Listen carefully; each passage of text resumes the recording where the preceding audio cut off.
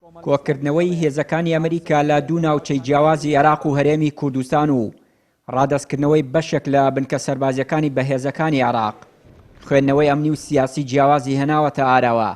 چاودێران پێیان وایە کۆکردنەوەی هێزەکانی ئەمریکا لە ناوچەکە بە مانای خۆ ئامادەکردن دێت بۆ پێشهاتێکی سەربازی نوێ لە عێراق.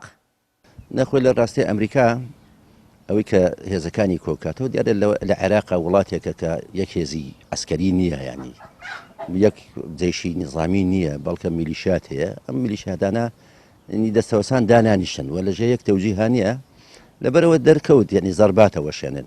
پێم وایە لە ڕووی عەسکەریەوە ئەمریکا ئەوەی هێزەکانی خۆی کۆ بکاتەوە، ئەگەر لە هەر حاڵەتێکشا ئەمریکا ڕەتفعلی هەبێ بۆی کەمترین زەرری بەربکەوێت، زەری بەرناکەوێت و ئەمریکا عێراق بەجێ ناڵێ. بەڕاستی ڕەنگە لە خراپترین حاڵەتاوەکو ئەوروپا هەر قاعدەی ئەمریکی لێرە ئەمێنێ لە هەموو حاڵەتێکە.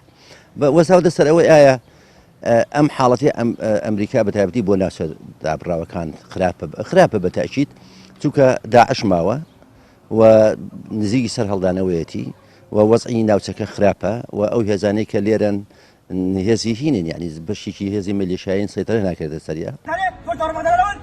بەیاننامەکەی عادل عەبدولمەهدی سەرۆک وەزیرانی کاربەڕەخەری عێراق و وتەکانی ترامپ و سەردانی ئیسماعیل عاقانی فەرماندەی هێزەکانی سوپای پاسدارانی ئێران بۆ عێراق خوێندنەوەی جیاواز هەڵدەگرێت و پێشبینی دەکرێت ئەمریکا دۆخێکی ئەمنی و سەربازی لە عێراق دروست بکات و گۆڕانکاریەکی سیاسی بێنێتە ئاراوە.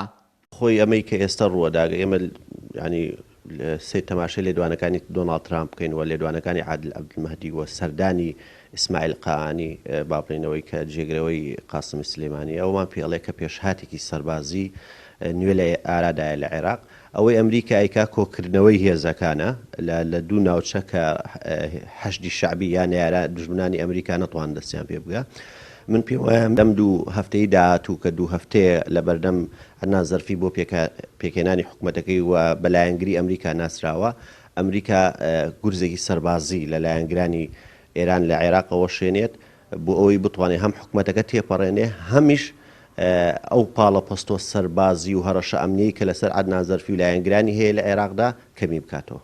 لە دوای ڕادەستکردنەوەی بنکە سەربازیەکانی ئەمریکا بە سوپای عێراق بە تایبەتی لە ناوچە جێنا کۆکەکان لە هەفتەی ڕابردوو داعش زیاتر لە 5 جار هێرشی بۆ سەر هێزە عێراقیەکان ئەنجام داوە. ئەمەش مەترسی زیاتری دروست کردووە، هەر بۆیە داعش ئەو بۆشاییە ئەمنیەی قۆستوتەوە و دەتوانێت گورزی سەربازی بۆ سەر هێزە عێراقیەکان لە ناوچە جیاجیەکانی کەرکووک و داقووق و دووز و خانەقین ئەنجام بدات. چیان وری کەناڵی ئاسمانی پەیام، کەرکووک.